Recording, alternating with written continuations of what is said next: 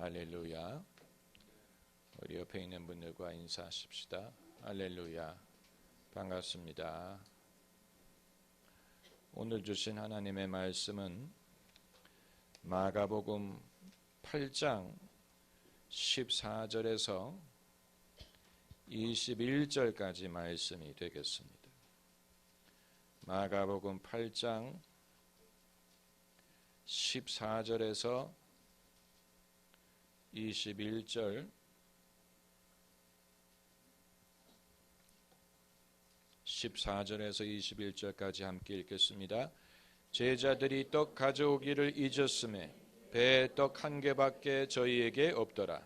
예수께서 경계하여 가라사대 삼가 바리새인들의 누룩과 헤롯의 누룩을 주의하라 하신대 제자들이 서로 의논하기를 이는 우리에게 떡이 없음이로다 하거늘 예수께서 아시고 이르시되 너희가 어찌 떡이 없음으로 의논하느냐 아직도 알지 못하며 깨닫지 못하느냐 너희 마음이 둔하냐 너희가 눈이 있어도 보지 못하며 귀가 있어도 듣지 못하느냐 또 기억지 못하느냐 내가 떡 5개를 5,000명에게 떼어줄 때 조각 몇 바구니에 거두었더냐 가로되 12이니이다 또 7개를 4,000명에게 떼어줄 때 조각 몇 광주리를 거두었더냐 가로되 7이니이다 가라사대 아직도 깨닫지 못하느냐 하시니라. 아멘. 예수님의 제자들이 떡 가져오기를 잊었다고 했습니다. 그 말은 오늘날 말로 치면 도시락 싸오기를 잊었다는 말입니다. 떡이 하나밖에 없었다고 했습니다. 그래서 그걸 가지고 마음에 민망하게 생각하고 있는 차에 예수님이 무리를 가르치시면서 뭐라고 말씀하시냐면 바리새인의 누룩을 경계하라, 헤롯의 누룩을 경계하라고 말씀하시는 것이었습니다. 아시다시피 누룩은 떡을 만들 때 사용하는 재료예요. 예수님이 떡에 대해서 1절 언급하시지 않았습니다. 누룩에 대해서 말씀하신 것입니다. 그런데 제자들이 예수님의 말씀을 듣고 지레 우리가 떡 가져오기를 잊어버린 것에 대해서 말씀하시는구나 라고 민망하게 생각했습니다. 자신들의 실책에 대하여 예수님이 나무라시는 줄로 생각을 했다는 것입니다. 사람들끼리도 이런 오해가 왕왕 발생하지요. 인간이 인간을 이해하지 못하는 이유가 선입견을 갖고 있고 내 주관적인 관점에서 들으려고 하기 때문에 그렇습니다.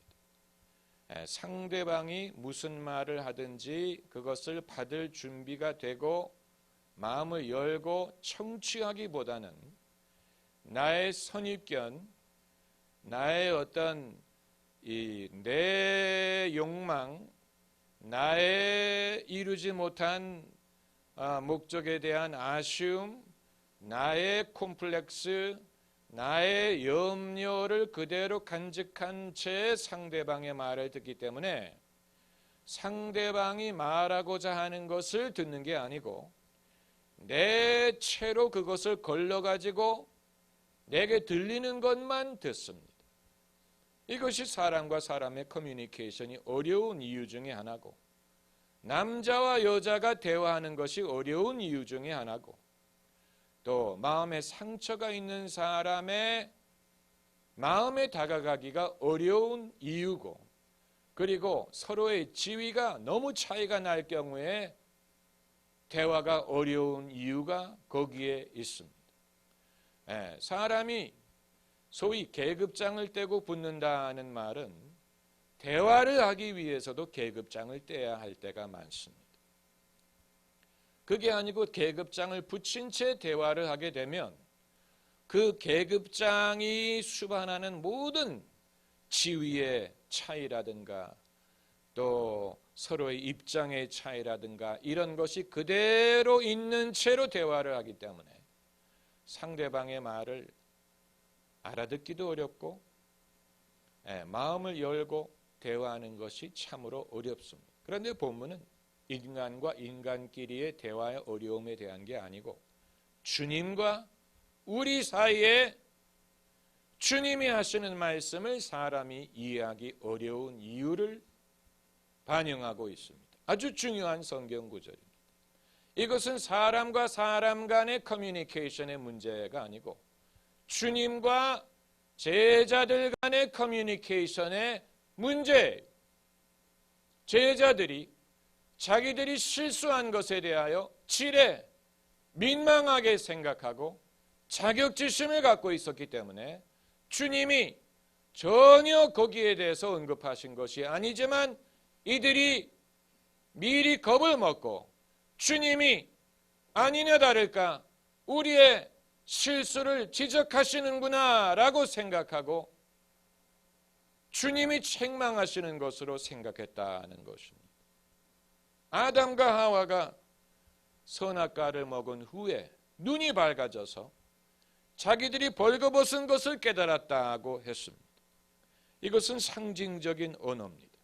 그 이전에도 벌거벗었어요.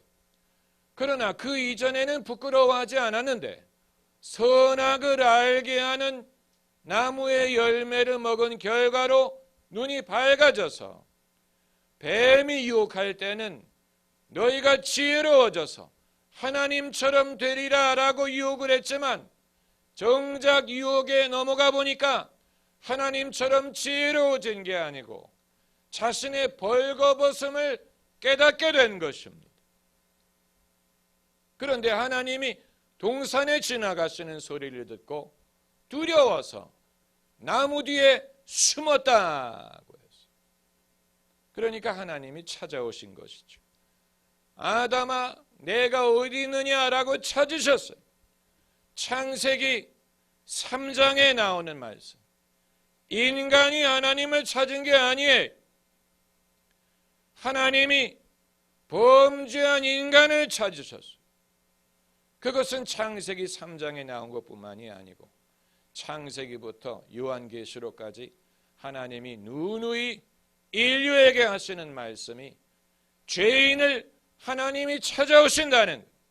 그래서 요한계시록에 가면 볼지어다 내가 문 밖에 서서 두드리노니 누구든지 내 음성을 듣고 문을 열면 내가 들어가 저와 더불어 먹고 저는 나와 더불어 먹으리라. 기독교는 인간이 하나님을 찾아가는 게 아니고 하나님이 죄 지은 인간을 찾아오신다는 내용. 아담이 하나님을 찾은 게 아니에요. 찾을 수가 없었죠.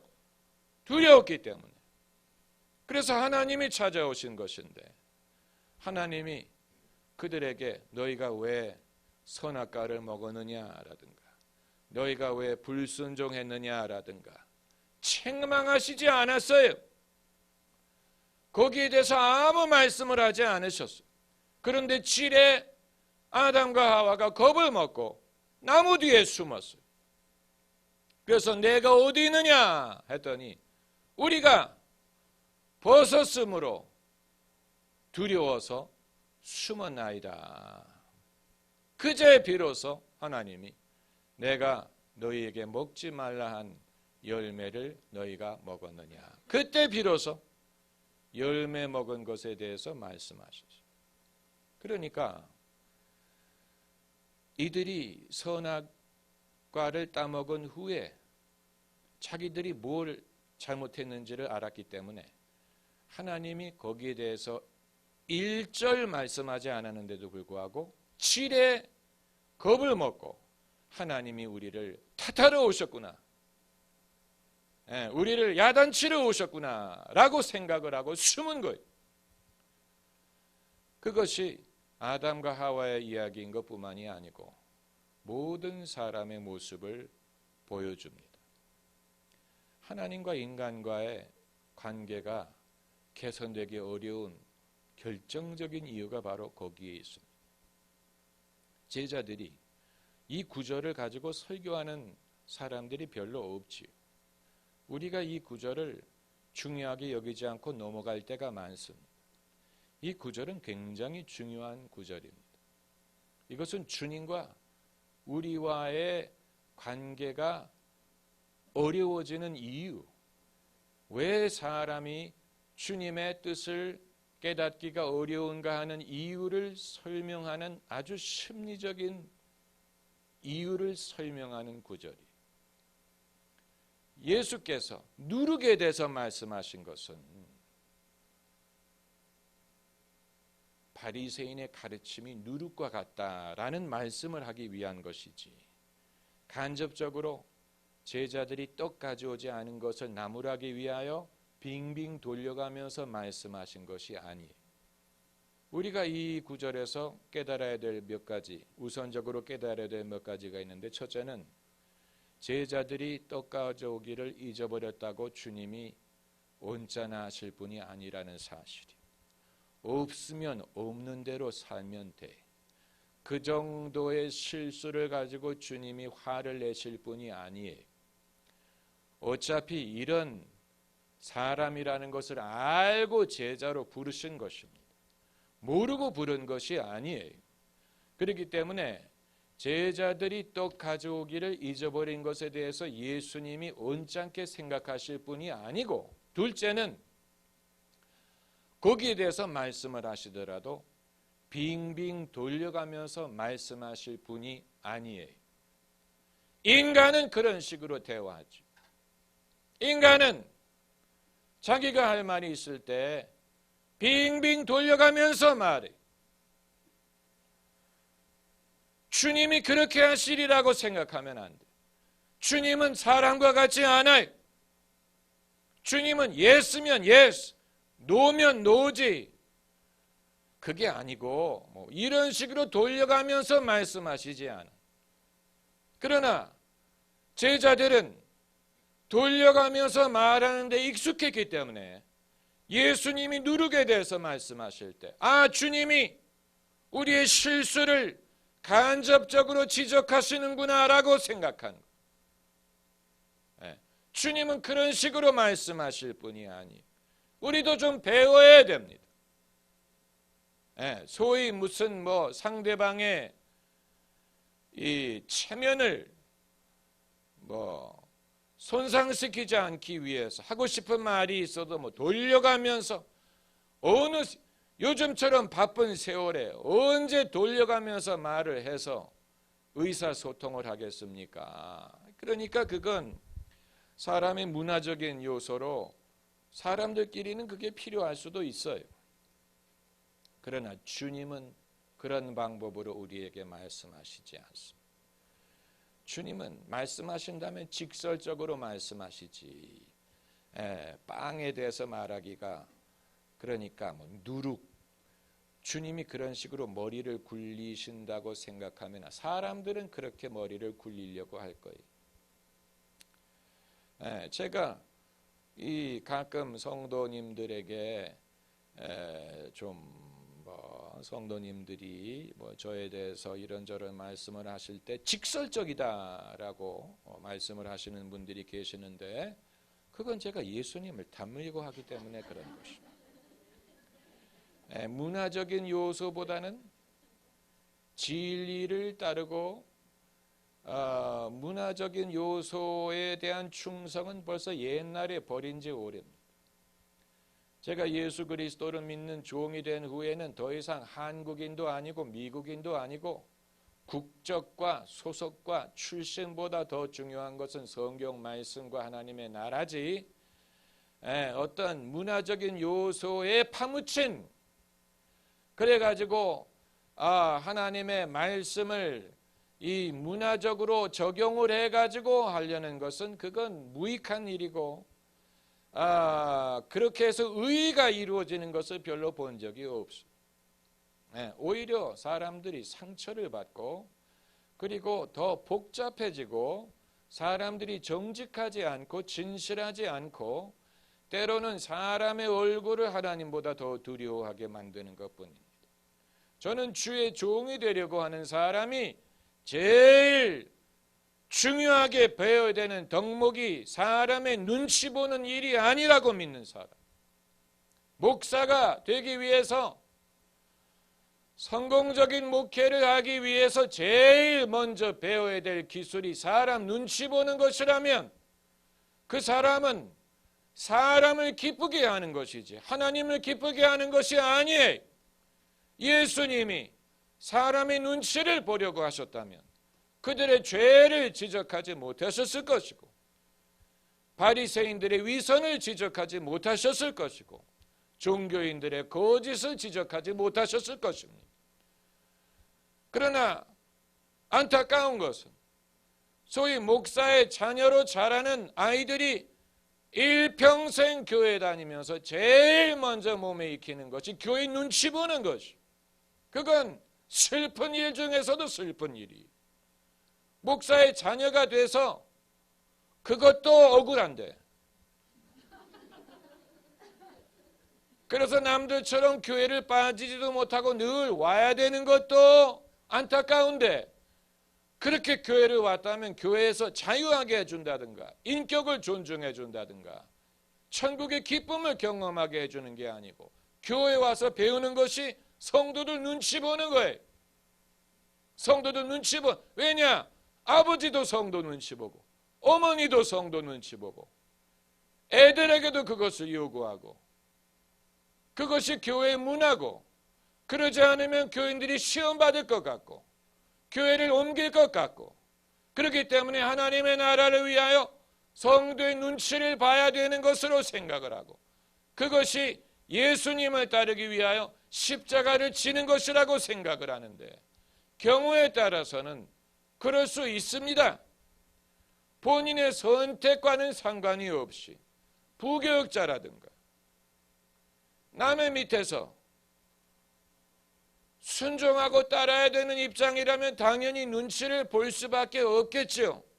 그러나 그건 상식적인 범위에서의 일이고 그게 아니고 성도들과의 관계에 있어서 목자와 양으로서 목사와 성도로서의 관계에 있어서 하나님의 말씀과 의로움을 정직하고 자유롭게 전하기보다는 눈치를 보고 이렇게 말하면 상처받지 않을까 저렇게 하면 시험 들지 않을까를 먼저 생각하게 된다면 우리는 언제 사람들을 구원하고 언제 그들을 가르치고 언제 그들이 하나님 앞에 성숙한 신앙인이 될 수 있다는 것입니까? 상식적인 범위를 무시하다는 얘기가 아니에요. 어디까지나 상식을 전제해야 돼요. 사람을 만나면 자기가 원치 않은 일이 있어도 억지로 미소를 지어야 되는 것 그건 상식적인 거예요. 그건 상식이에요. 사람과 말을 할 때 원치 않은 감정이 있더라도 그것을 최대한 절제하고 부드럽게 대화해야 되는 그건 상식적인 것이 그건 교회 안이나 교회 밖이나 마찬가지예요. 그걸 부인하는 게 아니에요. 그러나 어떤 일부러 거짓을 보인다거나 일부러 무엇을 숨겨야 된다거나 위장해야 된다거나 아닌 것을 그런 식으로 보여야 된다든가 자기의 실제 모습을 부인하고 가면을 보여야 된다든가 그렇게 함으로써 뭔가 목사와 성도의 관계를 유지하려고 한다면 그건 진실이 아니고 그 성령으로 말미암은 것이 아니고 거기에 어떤 은혜가 전달된다고 볼 수 없고 예수님의 방법이 그러할 것이라고 볼 수 없습니다. 예수님 말씀에 너희의 예는 예, 아니오는 아니오라 하라 2000년 전에 하신 말씀인데 아직도 우리는 그것을 실천하기를 거북하게 여깁니다. 문화적인 요소 때문에 문화적인 유산 때문에 아닌 것도 예라고 대답해. 이거 먹을래? 싫어요 라고 말하기보다는 예 주세요. 이것 좀 도와줄래? 시간 없는데요. 나중에 하면 안 될까요? 그럼요. 예, 그렇지요. 너 뭐 야근할래? 아닌데요. 저 약속이 있는데요가 아니고 예, 알았습니다, 사장님. 물론 직장에서는 그럴 수밖에 없겠죠. 직장 사람들이 요즘 죽으려고 그러잖아. 직장인들이 죽으려고 그래. 예, 뭐 상사가 와가지고 뭐 일부러 친절하게 대화하고 그런 거 아주 그런 거 필요 없대. 그런 거 필요 없고 그냥 시킬만 시키고, 그 직장 문화에 대해서 정말 젊은이들이 얼마나 그 싫어하는지 모르는데 그건 사실 심각한 문제입니다. 그건 기성세대가 사실 솔직하게 생각해야 될 부분이 도대체 기성세대가 어떻게 하길래 젊은 세대가 그렇게 직장 문화를 지겹게 생각할까? 도대체 직장 문화가 어떻길래 그렇게 싫어하냐? 그 심각한 문제 아닙니까? 아주 지겨워합니다. 아주 욕을 해대고 헬조선이니 그게 그냥 그들이 나약하고 그렇다라고만 설명하기에는 부족한 무엇이 있어. 기성세대가 도대체 직장을 어떤 식으로 운영을 하길래 젊은 세대들이 그렇게 싫어하고 지겹다 하고 말하고 출근하기가 싫다고 말하고 이직하기를 꿈꾸고 도대체 나라가 어떤 식으로 굴러가는데 열심히 일해야 될 젊은이들이 의욕을 잃고 그런 식으로 생각하게 만드는지 그건 사실 우리 모두가 반성해야 될 부분이에요. 담임 목사인 저도 사실 생각해야 되는 부분이 혹시 부교육자님들이 출근하기 전에 지겹다 이렇게 생각하시지 않는지. 저희 교회는 야근이라는 게 없고 의무적인 회식이라는 게 없어요. 일부러 해야 되는 게 없어요. 주님과 본인들과의 관계, 주님을 섬기는 마음으로 해야죠.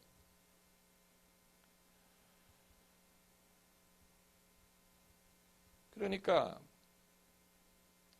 눈치를 제가 이 뉴욕에서 로스쿨을 다닐 때 신학교 가기로 결정하기 전이 그때 이제 뉴저지에 있는 어느 한인 교회 목사님이 로스쿨 학생인 저에게 주일날 와서 학생들을 가르쳐 달라고 부탁을 하셔서 제가 주일날마다 차를 렌트해서 조지 워싱턴 다리를 건너 뉴저지로 가서 그 교회에 청소년을 가르치고 돌아오고 그랬습니다. 사실 제가 그럴 수 있는 상황이 아니고 그럴 준비도 되지 않고 그랬지만 부탁을 하셨고 의무감을 느꼈기 때문에 부득이한 일인데 그 교회 담임 목사님에게 아들이 있고 딸이 있어. 둘 다 10대 청년들이 10대 학생들이 아마 그 자식 가르쳐 달라고 저를 오라고 한 것 같아요. 그런데 이 큰아이가 아들인데 저하고 있을 때는 영어로 대화를 하다가 교인이 지나가면 한국말로 바꾸는 거예요. 교회 안에서 대화할 때 저하고 할 때는 자연스럽게 영어로 대화를 하다가 누가 교인이 지나가면 전도사님 그러면서 한국말로 바꾸는 거예요. 얘가 왜 이럴까?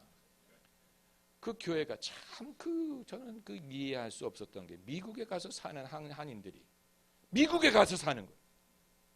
미국에 가서 사는 한인들이 뭐라고 믿느냐면 교회에서만큼은 한국말을 써야 된다. 이상한 사람들도 다 있어. 그럼 미국에 가지 말든가.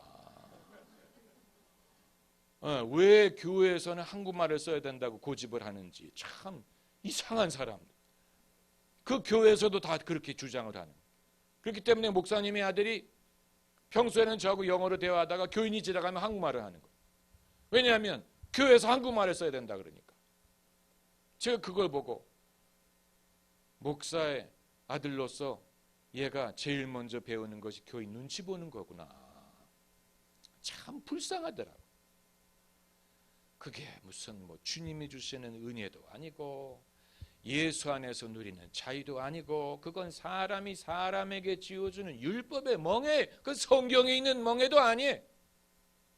이상한 사람들이 만든 룰이 교회 안에서는 한국말을 해야 된다. 그 미국에 가서 살지 말든가. 이상한 사람들이. 무슨 교회가 무슨 뭐 한인 센터도 아니고, 그 무슨 상관이? 그들의 신앙 성장을 위해서 필요하다면 영어가 아니고 방언이라도 써야지. 왜 거기에서 문화적인 유산을 고집하는지 도대체 알 수가 없는. 근데 그런 눈치를 봐야 되는 애 입장이 저는 더 안타깝더라고요. 그럼에도 불구하고 그 아이가 신학교 가서 목회자가 됐어요. 참 대단한 거예요. 전 그거 보고 참 대단하다. 참 놀랍다. 어떻게 그렇게 자랐는데 나는 앞으로 절대로 이런 일 안 해. 이렇게 생각할 것 같은데 부모님의 뜻을 쫓아서 신학교에 가서 목사가 됐으니 얼마나 참 착한 애입니까? 그렇죠? 참 착하지 않으면 그렇게 할 수가 없어요. 정말 저 같으면 만약에 제가 PK였다면 어렸을 때 그런 식으로 자랐다면 우리 아버지가 그렇게 고생을 했으니 나라도 좀 떵떵거리면서 사는 사람이 되겠다 이렇게 생각했을 거예요. 일에 걸쳐가면서 눈치 보는 건 그건 아버지가 그렇게 한 것도 억울한데 자식이 그렇게 하면 얼마나 대를 이어서 종이 되는 거예요. 그런데 여기에 대를 이어서 종이 된 분들이 계시지요. 선대 아버님이 목사님이셨고 대를 입을 열고 놀라지 마세요. 그런 사람들 많아요. 3대에 걸쳐서 주의 종이 되는 사람들도 있고 그런데 솔직한 생각은 그렇다고 유능한 목사가 된다는 보장은 없어요. 그러나 그 정신은 참으로 존경스러워. 그 정신은 참 존경스러워. 왜냐하면 그게 얼마나 어려운 일인지를 보고 자랐으면서도 그럼에도 주님을 향한 사랑과 충성이 하도 크기 때문에 그런 모든 것이 문제가 되지 않았다는 얘기. 할렐루야. 대단하지 않습니까? 대단한 것이라고 봅니다. 대를 걸쳐서 종이 되는 것은 약간 좀 그런 게 있어요. 좀 다른 일도 좀 해봐야죠. 다른 데도 가보고 좀 다른 삶을 살아봐야죠. 세상은 크고 할 일은 많은데 반드시 무슨 도곡동에만 남아있어야 되는 게 아니고 우리의 미래가 반드시 무슨 대한민국의 울타리 안에만 있는 게 아니에요. 세상은 넓다 그랬어. 믿음대로 하나님이 이끌어 주실 줄 믿지만 아담과 하와의 경우에 하나님이 문책을 하시겠다는 의도를 보이지 않았는데 아담과 하와가 그것을 자청해서 우리를 문책해 해달라고 자청한 거나 마찬가지. 우리가 벗었으므로 두려워 숨었나이다. 그 하나님의 문책을 자청한 거예요. 만약에 그 상황에서 아담과 하와가 숨지 않았더라면 인류의 운명이 바뀌었을지도 모릅니다. 물론 아담과 하와의 이야기는 그 첫 아담의 상황을 말하는 것뿐만이 아니고 모든 사람의 모습을 보여준다고도 할 수 있습니다. 아담이란 말이 인간이란 뜻이기 때문에 그 첫 아담만 그런 것이 아니고 모든 사람이 동일한 문제를 갖고 있다는 말을 한 것일 수도 있습니다. 우리가 다 그렇다는 얘기예요. 하나님과 우리 사이의 관계에 있어서 어느 누구도 그 자책감과 자격지심에 대해서 자유한 사람이 없다는 얘기입니다. 오늘 본문의 제자들처럼 예수님이 뭐라고 말씀하신 게 아니에요. 누룩이란 말을 쓴 것뿐인데 그들이 즉시 우리가 떡을 가져오지 않아서 주님이 저렇게 말씀을 하시는가 보다. 그거 예수님이 아시고 이들을 정말 나무라셨어요. 떡을 가져오지 않은 것에 대해서 나무란 게 아니. 떡을 가져오지 않은 것에 대해서 나무란 게 아니고 예수님의 의중을 잘못 집은 것에 대해서 나무라셨어요. 예, 그래서 17절에 이 구절을 우리가 잘 이해해야 됩니다. 이 구절을 설교하는 교회가 그렇게 많다고 생각하지 않습니다. 이 원칙을 가르치는 교회가 그렇게 많지 않을 것입니다. 왜 그런지 아세요? 목회자들조차도 이 자격지심에서 자유하지 못하기 때문에. 믿는 사람들도 이렇게 생각하는 거예요. 주님 앞에서. 자격지심이란 말을 제가 사전에서 찾아봤어요. 이 제자들의 심리 상태를 정확하게 보여주는 말이 무엇일까? 지뢰라는 말, 또 자격지심이라는 말. 그래서 자격지심이라는 말이 영어로 번역하면 무슨 뜻일까 찾아봤더니 guilty conscience, 자책하는 양심이다, 이렇게 번역을 해놨던데, 이건 제자들뿐만이 아니고 모든 사람들이 주님 앞에서 갖고 있는 마음의 상태, guilty conscience, 자기가 죄인이라는 사실을 알기 때문에 주님이 가까이 오실 때 칠에 겁을 먹는 거예요. 아, 내가 죄인인데 주님이 또 내 죄를 지적하려고 하시나 보다. 주님이 내게 벌을 주려고 하시나 보다. 내 죄에 대해서 나무라시려고 하시는 모양이다. 칠에 겁을 먹는 거예요. 그게 자격지심이에요. guilty conscience. 오래전에 어느 대형교회 목사님이 설교를 하시면서 뭐라고 그러셨냐면, 어떤 문제를 가지고 하나님께 기도할 때 마음속에 떠오르는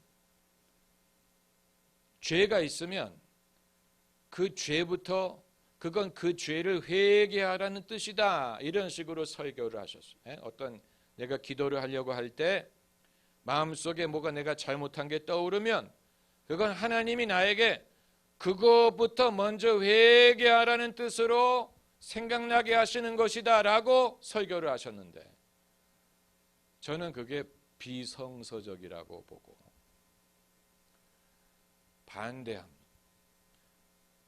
그렇게 생각하는 것은 제자들이 예수님이 누룩에 대해서 말씀을 하시자마자 우리가 떡을 안 가져왔기 때문에 나무라시는 것이구나 라고 생각하는 것과 똑같은 거예요.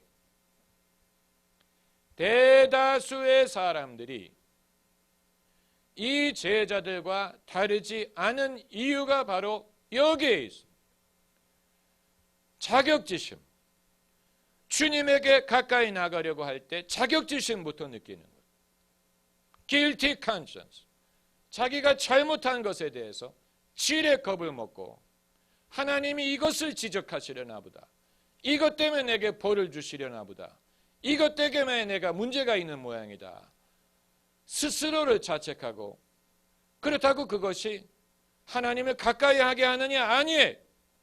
더 멀게 하게 만들고 두려워하게 만들고 숨게 만들어요. 제가 이렇게 설명을 하지만 여러분이 하도 이 자격지심에 찌들렸기 때문에 그게 잘 깨달아지지 않을 것이라고 봅니다. 제가 한 10번 똑같은 주제로 설교를 하면 어느 정도 감을 잡으실지 모르겠어요. 첫 설교로는 아마 여러분이 뭔 말이요? 이렇게 생각을 하실 것 같아요. 제자들도 그랬으니 우리는 오죽하겠습니까? 그러니까 다시 말씀을 드리면, 주님이 제자들의 실책에 대해서 나무라실 의사가 있었던 것이 아니고, 둘째로 주님이 우리에게 말씀하려고 하실 때 빙빙 돌려서 말씀하시지 않는다는 것이고, 그리고 제자들의 자격지심이 주님의 뜻을 깨닫는 데에 걸림돌이 되었다는 사실이에요. 이것은 오늘날 주님과 우리 사이에도 똑같은 문제가 있습니다. 우리가 주님의 뜻을 알고 주님의 음성을 들으려고 할 때 무엇이 걸림돌이 되느냐? 우리 자신의 자격지심, 자책하는 마음. 그럼 목사님 이걸 어떻게 그럼 해결합니까? 우리가 죄인인데 당연히 우리 죄부터 물론 회개를 해야죠. 그러나 그래서 주님이 하신 말씀이 17절에 예수께서 아시고 이르시되 너희가 어찌 떡이 없으므로 의논하느냐? 아직도 알지 못하며 깨닫지 못하느냐? 너희 마음이 둔하냐? 한번 따라해 보세요. 너희 마음이 둔하냐? 그렇습니다. 대답해 보세요. 우리의 마음이 둔해요. 깨닫지 못해. 마음이 둔해. 너희가 눈이 있어도 보지 못하며 귀가 있어도 듣지 못하느냐? 또 기억지 못하느냐? 책망하신 것. 떡을 가져오지 않은 것에 대해서 책망한 게 아니고 칠에 겁을 먹은 것에 대해서 책망하시는 것. 그리고 하신 말씀이 내가 떡 5개를 5,000명에게 떼어줄 때 조각 몇 바구니를 거두었더냐? 참고로 5,000명의 남자지요. 여자와 애들을 제외하고 남자만 5,000명이라고 해서 그럼에도 주님이 그냥 5,000명이라고 말씀하신 것은 주님은 정확한 통계를 그렇게 중요하게 여기지 않으셨다는 얘기예요. 사람의 숫자에 대해서. 사람의 숫자를 주님이 그렇게 당신의 어떤 업적이라든가 당신의 어떤 기록 같은 것으로 생각하려고 하지 않으셨어요. 만일 예수님이 그런 욕심이 있으셨다면 남자만 5,000명이지 여자와 애들 제외하고 그렇게 말씀하셨어요. 그러나 주님은 그냥 5,000명, 사람들이 5,000명의 남자라 그러니까 그냥 5,000명이라고 말씀하셨어요. 주님이 그게 아니고 사실은 15,000명에서 20,000명이다 이런 식으로 주님은 그런 욕심이 없는 분이에요. 사람들은 그런 욕심이 많아요. 교인 숫자에 대해서 제일 부풀리기 좋아하는 사람들이 목사님들이에요. 그래서 늘 숫자에 대해서 신경을 쓰고 만일 예컨대 1,000명이 나오는데 700명이 나오는데 1,000명이 나오는데 사람들이 그 교회 한 8,800 나와요. 그럼 아니에요. 1,000명 나와요. 이런 식으로 화를 낼 사람들이 목사님. 숫자가 조금이라도 다르면 850명 나오는데 그 교회 한 700 나오죠. 아니에요. 850명이. 사람들은 이렇게 숫자에 대해서 굉장히 철저하고 조금이라도 그거를 낮추면 아니요 자존심 상해하는데 예수님은 내가 떡 5개를 5,000명에게 떼어줄 때 사실은 그보다 많았지만 예수님은 그 중요하게 여기지 않았어요. 그걸로 당신의 어떤 자랑을 삼으려고 하지 않으셨다는 얘기. 그 예수님의 정신을 좀 이해하시겠습니까? 예수님은 그런 걸 중요하게 여기지 않으셨어요. 그런 어떤 포장이라든가 드러나는 것 그걸 그렇게 예수님 연연하지 않으셨어요. 그래서 사람들은 연연하지. 사람들은 많이 연연합니다. 사람들이 얼마나 연연한지 몰라. 사람들은 뭔가 자기의 참된 것보다 조금만 다르게 말하면 아니에요 이렇게 정정하려고 하는 그런 본능이 있죠. 나이 같은 것도 지금 한 40세 되셨나요? 35이에요. 아니 so what? 그래서 비슷비슷하구만 그런데 아니야. 5년 몇 년, 1년이라도 더 하면 마치 큰일 나는 것처럼 아니라고 딱 잡아떼고 사람들은 좀 민감해 그런 것에 대해서. 그런 것에 대해서 아주 그 민감하고 자존심 상해하고 그러는데 사실 그건 별 볼 일 없는 일에 대해서 배부르게 하지 못하는 것에 은을 달아주는 거예요. 그런 것에 대해서 너무 연연하지 마세요. 애가 반에서 3등 했다면서요? 아니에요, 2등 했는데요. 뭐 2등이나 3등이나 뭐 1등이나 뭐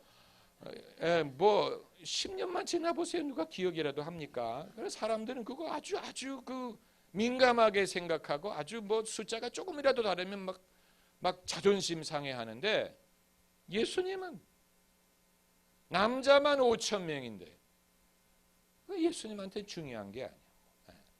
다만 중요한 것은 내가 떡 5개를 5천 명에게 떼어줄 때 조각 몇 바구니를 거두었느냐? 가로되 12이니이다. 또 7개를 4천 명에게 떼어줄 때 조각 몇 광주리를 거두었더냐? 그 전절에는 바구니라고 했고 다음 구절에는 광주리라고 했어요. 거두었더냐? 가로되 7이니이다. 가라사대 아직도 깨닫지 못하느냐?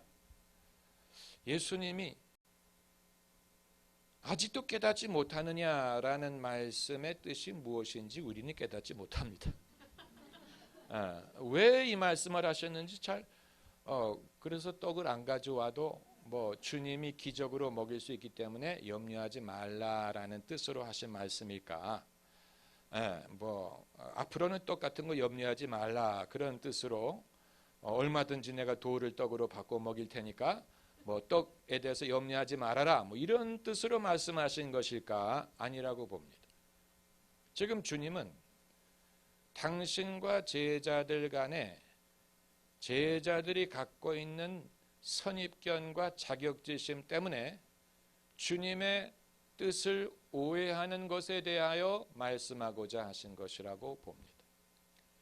떡이 있느냐 없느냐에 대해서 말씀하시는 게 아니에요. 떡이 없으면 내가 먹이면 되지, 그게 아니에요. 너희가 왜 떡을 가져오지 않았다고 질의 겁을 먹고 내가 너희를 책망하리라고 생각하느냐? 너희가 나를 오해하고 있지 않느냐? 너희가 이렇게 둔하냐? 깨달음이 없느냐라는 말씀을 하고자 하시는 것입니다. 주님과 우리 사이에 장벽이 있음을 지적하시는, 그 장벽이 있기 때문에 사람들이 주님의 뜻을 제대로 이해하지 못하고 자기의 guilty conscience, 자책하는 마음에 따라서 지레 판단하는 문제에 대해서 말씀하시는, 이건 우리 모두의 문제예요. 우리가 하나님에게 가까이 가기가 힘든 이유, 담대하기가 어려운 이유, 여기에 있는 거예요. 우리가 스스로 우리의 죄 때문에 자책하고 하나님이 뭐라고 말씀하시지도 않았는데 지레 스스로를 정죄하고 자격이 없다고 생각하고 숨으려는 본능에 대해서 지적하시는, 그렇기 때문에 너희가 이렇게 둔하냐라는 말씀까지 하십니다. 떡을 안 가져와도 내가 먹일 수 있다는 걸 믿지 못하느냐는 뜻이 아니에요. 무슨 말인지 아시겠어요? 이건 주님과 우리 사이에 그 사람이 갖고 있는 그 모든 사람이 갖고 있는 극복하기 어려운, 예수님의 은혜를 믿는 믿음 이외로는 극복하기가 어려운 심리적인 장벽에 대해서 말씀하시는 것입니다.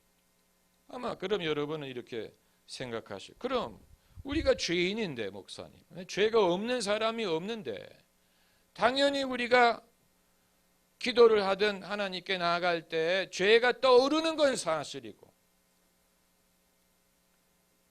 회개해야 되는 것 아닙니까? 그 죄가 하나님과 우리 사이에 장벽이 되지 않겠습니까? 이론적으로는 그래요.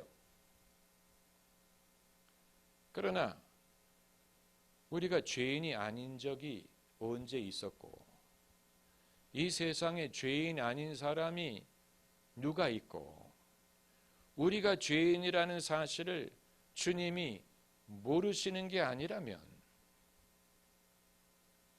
이미 예수께서 우리의 죄를 위해 돌아가셨고 우리가 그 사실을 믿고 그 믿음으로 말미암아 의롭다함을 얻었다면 더 이상 인간의 본래적인 자격지심이 더 이상 하나님과 우리 사이에 걸림돌이 되도록 해서는 안 되는 것입니다. 그건 우리가 마음이 둔한 것입니다. 깨닫지 못하는 것입니다. 우리가 스스로 그것을 극복하는 법을 배워야 됩니다. 어떻게 그걸 극복하느냐? 그걸 말씀하신 저에게 제가 그걸 정말 쉽게 설명하는 목사님 딱 한 명밖에 못 봤어요. 지금까지 살면서 그거를 정확하게 아주 깨끗하게 설명하는 분은 한 명밖에 못 봤어요. 그 이후의 목사님들은 다 아까 말씀드린 그 목사님처럼 뭐 마음에 먼저 뭐 떠오르는 죄가 있으면 그것부터 회개하라는 하나님의 뜻이라는 등 뭐 이런 식으로 더 부담을 안겨주는 목사님들은 많아도 그 비결을 가르쳐준 목사님은 케네스 코플란 목사님인데 그분이 뭐라고 그러냐면 I deal with it. I deal with it 이라고 말했어요. 그 번역하기 어려운 말. 왜 한국에서 그런 설교하는 분이 없냐? deal with란 말을 번역할 말이 없기 때문에. I deal with it. 그 말은 해결한다는 말이에요. 해결하는 법을 안다는 얘기. 자기가 죄인이라는 사실. 자기에게 얼마든지 죄가 있죠. 그러나 하나님께 나갈 때 예수 그리스도의 보혈을 의지하고 내 의의가 아닌 하나님의 의의를 의지하여 나아가고 그 믿음을 내가 입으로 고백하고 내가 죄 사함 받았음을 입으로 고백하고 시인하고 그래서 자기가 갖고 있을 모든 자격지심을 해결해 버린다는 얘기. 그리고 자유한 마음으로 하나님에게 나간다는 거. 그게 방법이에요. 그래서 주님이 용서해 주심을 믿고 용서하셨음을 믿습니다. 저는 용서를 받았습니다. 저는 이제 의인이 되었습니다. 저를 의롭다 여겨주심을 감사합니다. 그 모든 문제를 해결하고 담대하게 주님께 나가야 돼. 그게 아니고 이 죄인이 다시 돌아올 수 있나요? 용서해 주실 건가요? 다시 원점으로 돌아가서 아니 이제 와서 우리가 주님께 나 같은 죄인도 용서받을 수 있나요? 야, 너 지금까지 한 건 뭐고 이제 와서 용서할 수 있나요? 그 마치 자식이 부모에게 엄마 저에게 밥을 주실 수 있나요? 그럼 엄마가 아마 때려 죽일 거예요. 뭐 이런 놈이 있어. 지금까지 내가 어떻게 살았는데 엄마가 매일 먹여서 살았는데 이제 와서 나를 먹여줄 수 있냐고? 그건 엄마에게 모욕이지요. 그건 모욕이지. 네 애인에게 할 말이냐? 엄마 밥 줘 이래야지. 엄마 밥 줘 그래야지 엄마도 흐뭇해야지. 엄마 저에게 밥 좀 주실 수 있으신가요? 그건 옆집의 거지라면 그렇게 말할 거예요. 저에게 밥 좀 주실 수 있나? 그 거지가 하는 말이지 자식이 하는 말이 아니에요. 하나님과 우리 사이도 마찬가지.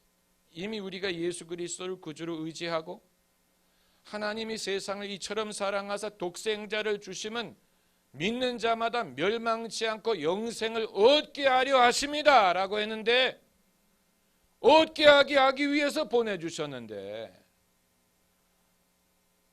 영생을 얻게 하려는 게 하나님의 뜻이었음을 우리가 믿는다면 이제 와서 영생을 주실 수 있으신가요? 그건 주님의 말씀을 불신하는 거예요. 주님은 얻게 하려 함이라 이미 여러 번 선포하셨는데 믿어야지. 아멘. 그 주님의 뜻입니다. 저는 영생을 얻었습니다. 그래야지 하나님이 기뻐하시지. 그게 아니고 저 같은 사람도 영생을 얻을 수 있을까요? 처음 회개한다면 겸손함을 위해서라도 그렇게 얘기를 해야 되겠지만 처음 믿는 사람 근데 그것도 사실은 제스처예요. 한 번도 주님이 안 되는데 라고 말씀하신 적이 없어요. 그냥 겸손하게 보이고 본인이 좀 감격을 얻기 위해서 뻔뻔하게 나오면 안 되니까 좀 눈물도 흘리고 좀 애통도 하고 그러면서 해야 이제 본인에게 실감이 될 테니까. 처음에는 그게 필요할지 몰라. 그러나 이미 오랫동안 신앙생활을 한 놈이 이제 와서 나 같은 죄인도 용서받을 수 있나요? 그럼 야 인마, 그거 하나님이 기뻐하시는 게 아니에요. 그런 사람이 둔한 사람이. 주님이 말씀하시는 너희가 이처럼 둔하냐? 그러니까 하나님을 오해하는 거예요. 하나님을 오해하는 거예요. 사람이 그러한 것처럼 하나님도 그러할 줄로 생각합니다. 사람들은 늘 이렇게 돌려가면서 말하고 나 들으라고 말하잖아요. 나 들으라고. 나에게 직접 말할 수 없으니까 들으라고 이렇게 돌려가면서 약간 귀 있을 자는 들을진저 뭐 이런 식으로 사람들이 말하잖아요. 하나님도 그렇게 하시리라고 생각하고 지레라는 말 이외에 또 비슷한 말이 있으면 좀 말씀해 보세요. 도대체 한국어가 성경의 진리를 표현할 만한 단어가 별로 없어요. 지레라는 말 말고 그 같은 뜻을 가진 말이 있으면 좀 생각을 해보세요. 뭐 미리,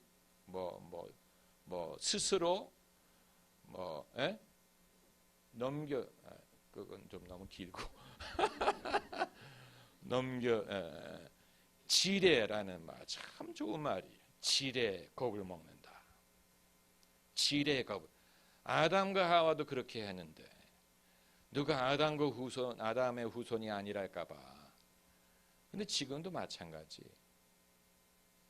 주님 앞에 나갈 때 그 자신의 어떤 자격지심을 깨끗하게 정리하고 이 밝은 믿음으로 담대하게 나가는 사람은 적고 대다수의 사람들이 마치 벽돌을 다시 쌓는 기분으로 다시 신앙생활하는 마음으로 이렇게 하는 것은 여러분 믿음도 아니고 그것은 둔한 것이고 깨닫지 못하는 것이고 주님을 안타깝게 하는 것이고 나아가서 우리의 믿음의 발전을 가로막는 것이고 우리로 하여금 담대한 믿음을 갖지 못하게 하는 것이고 우리의 믿음이 담대하지 못하다면 우리의 기도가 능력이 있을 수가 없어요.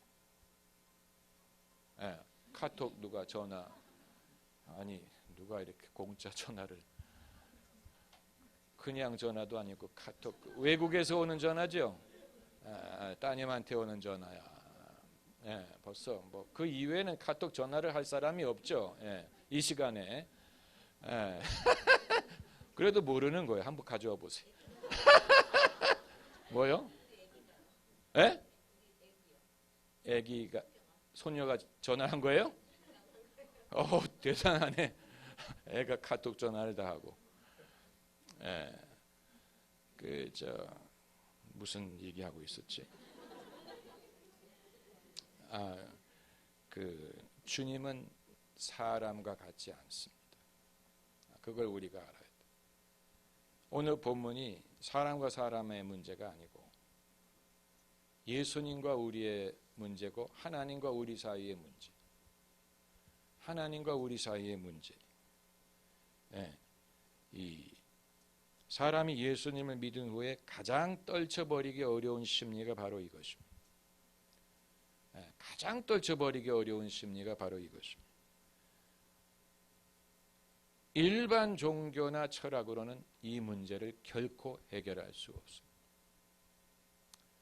기독교가 일반 종교가 아니라는 가장 결정적인 차이점이 여기에 있습니다. 예수님의 은혜로만이 사람이 하나님 앞에 떳떳할 수 있습니다. 의롭다함을 받았다는 말은 하나님 앞에 떳떳할 수 있다는 뜻이에요. 그 말을 우리가 잘 이해하지 못합니다. 떳떳하다라는 말은 약간 건방지게 들릴 수가 있는데, 그러나 믿음은 하나님 앞에 떳떳할 수 있는 것입니다. 더 이상 죄인으로 나가는 게 아니고 의인의 모습으로 나가는, 다만 내 힘으로 의롭게 된 게 아니기 때문에 자랑할 거리는 없죠. 의롭다 하신 이는 하나님이시니, 일반 종교나 철학으로는 결코 해결할 수 없는 문제, 이것을 위하여 하나님이 예수님을 보내신 것입니다. 예수님, 그리스도 예수를 통해서만이 하나님의 참 의도와 하나님의 능력을 알 수가 있는 것입니다. 할렐루야.